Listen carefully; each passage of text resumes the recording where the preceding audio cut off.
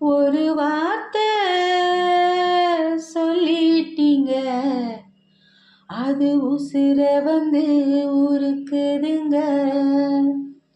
வந்து சொல்லாத உறவ இவ நெஞ்சோடு வளர்த்தா அது தப்பான